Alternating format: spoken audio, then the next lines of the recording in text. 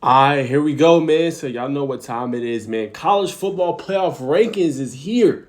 From now on, the rest of the season, I will not be doing any more AP poll rankings. It just don't matter no more. It just don't matter. It's all about the CFP rankings, man. They dropped the date. They just talked about it on ESPN. So we're doing a live reaction video.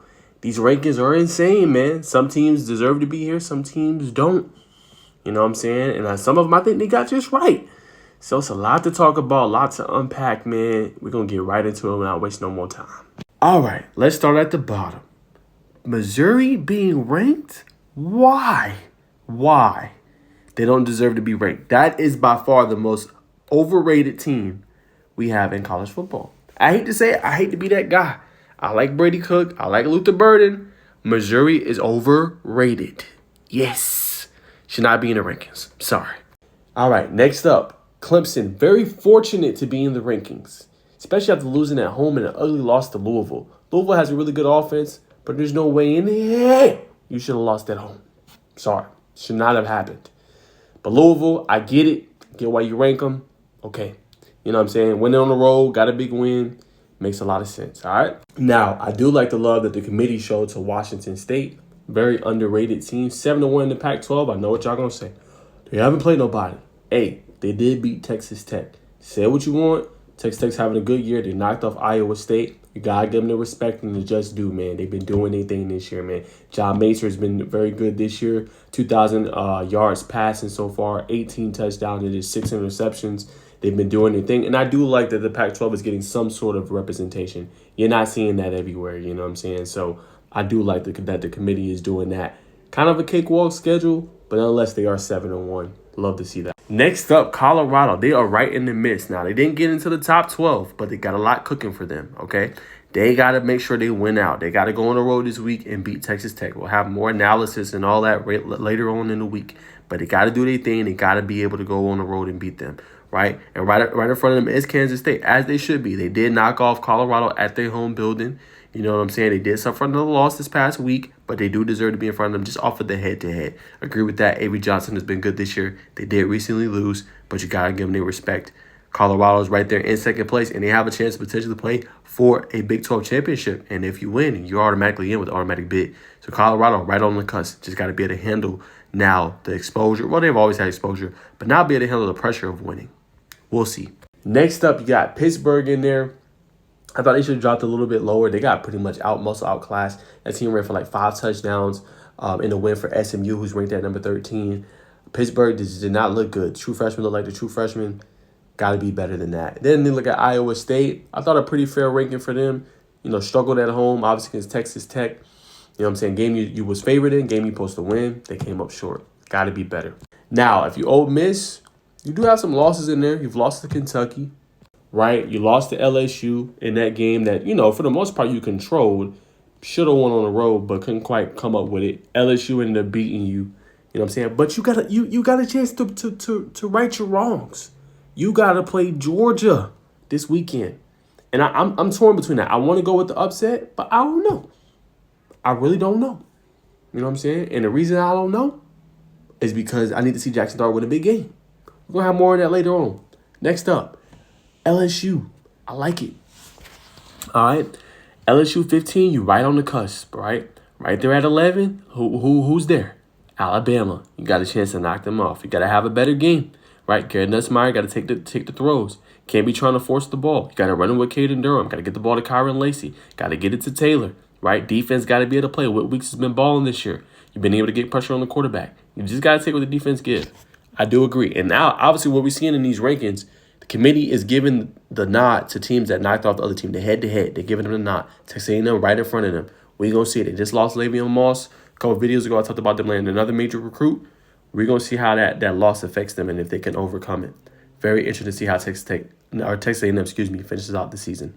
Next up, SMU, as they should be right there, and they're likely going to be into the ACC championship game. Just how it looks, how they're scheduled. Boston College, Virginia, Cal, they should be able to get there. If they don't, that's a waste of a season to me. No disrespect.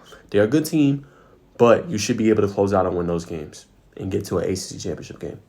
You play a cakewalk. You haven't played Clemson. You haven't played Miami. You ain't played Tech. You ain't played Virginia Tech. You ain't played none of them tough teams.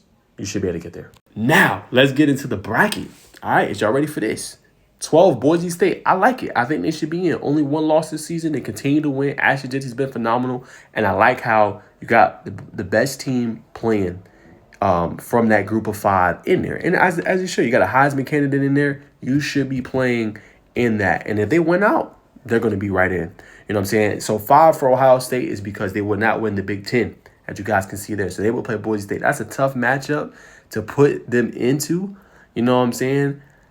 If you put them against maybe a Tennessee or Penn State or something like that, I could see Boise State knocking somebody off. Ohio State, way too talented. Like we've seen that, you know what I'm saying, in the game against Penn State.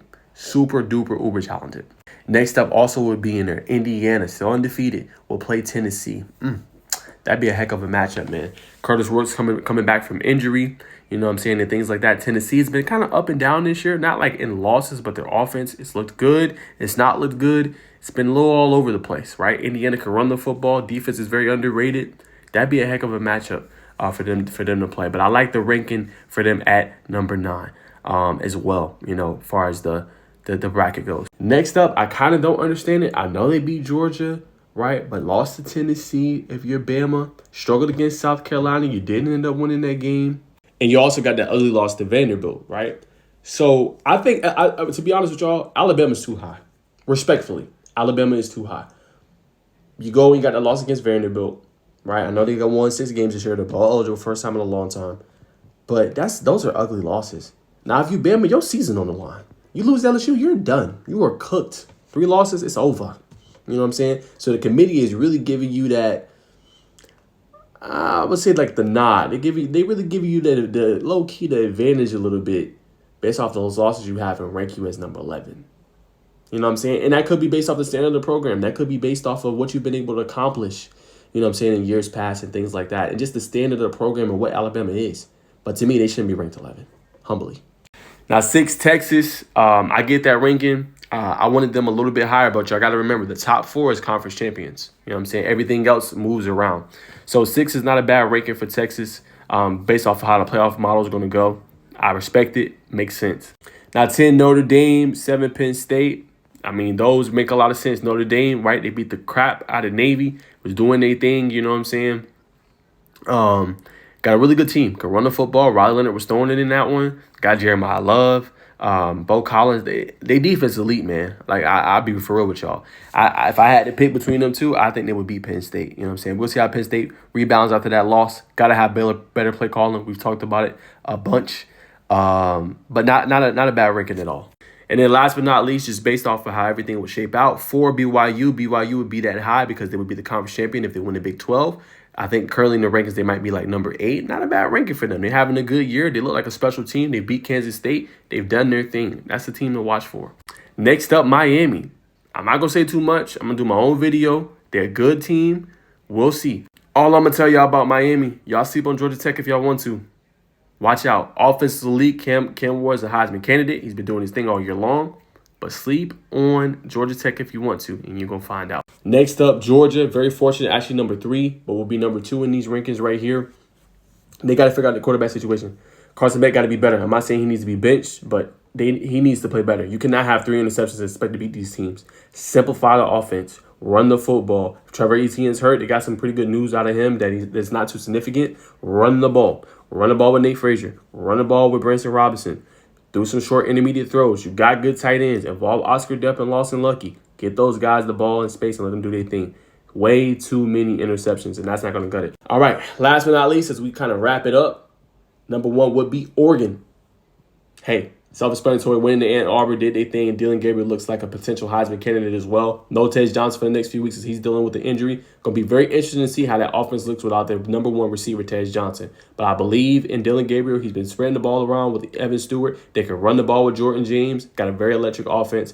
Going to be a team to watch, man. But this is how it would look without, obviously, all the playoff things. It would be number 1, Oregon, 2, Ohio State, 3, Georgia, 4, Miami, 5, Texas, 6, Penn State, 7, Tennessee, 8, Indiana, 9, BYU, 10, Notre Dame, 11, Bama, and 12, Boise State. But again, it looks like that with the bracket because of, obviously, the conference champions and things like that. But comment below, man, your thoughts on the new rankings that just dropped tonight. Let me know. Do you agree? Do you disagree?